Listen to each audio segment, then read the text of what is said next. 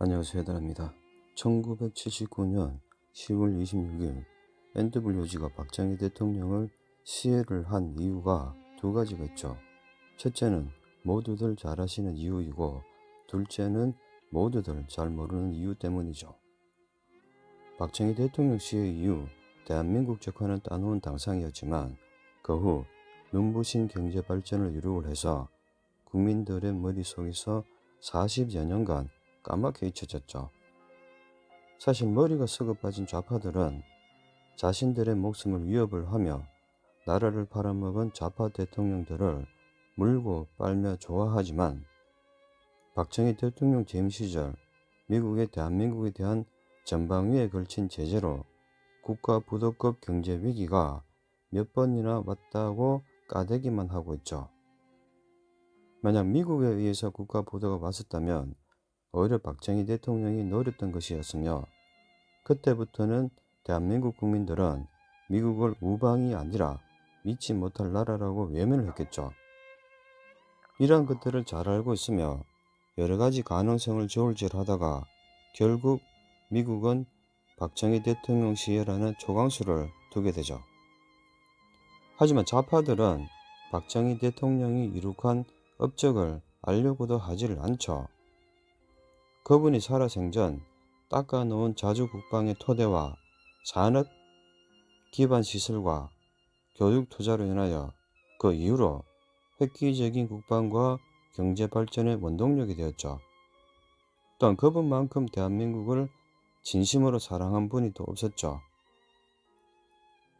그렇기 때문에 정권 말에 이르러서는 분단 국가이자 4천만 명이 살아가고 있는 조국의 안보에 위협이 되는 소수의 폭도들을 진압을 하기 위해서 탱크를 동원을 하라고 지시를 할 정도였죠. 그것은 중국에서 천안문 사태 당시 중국의 제2국부인 덩소평과 NWG의 발빠른 판단과 지시에 의해서 탱크를 동원을 한 진압으로 나타났죠. 그리고 전 세계 모든 나라들은 각본대로 설레발을만 치면서 안타까운 척 했죠.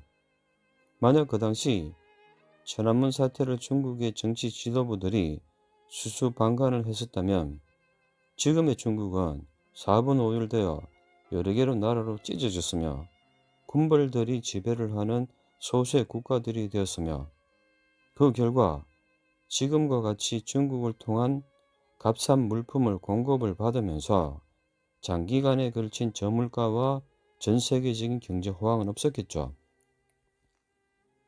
물론 공산 정권을 싫어하는 우리들이 바라볼 때는 중국인들의 자유와 인권과 민주를 우선으로 하고 있지만, 반대로 중국 공산 정권에게는 생존이 달린 문제였으며 혼돈보다는 안정이 우선이었기 때문이죠. 천안문 사태를 무사히 진압을 시킨 덩소평은 중국을 안정적인 개혁 개방으로 이끌어서 NWG가 지원을 하는 하이브리드식 사회 자본주의 하에서 눈부신 성장을 이룩을 하게 됩니다. 물론 지금은 준비가 안 된 개혁 개방을 진행을 함으로써 중국은 전체 인구들 중에서 4, 5억 명이 연간 수입 18만 원도 안 되는 엄청난 부작용에 시달리고 있죠.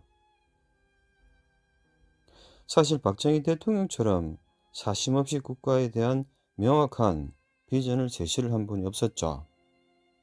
그렇기 때문에 NWOG에 의해서 죽임을 당했으며, 대한민국 국민들에게 살아생전 내가 죽으면 나의 무덤에 침을 뱉으라고 단호하게 말을 했습니다.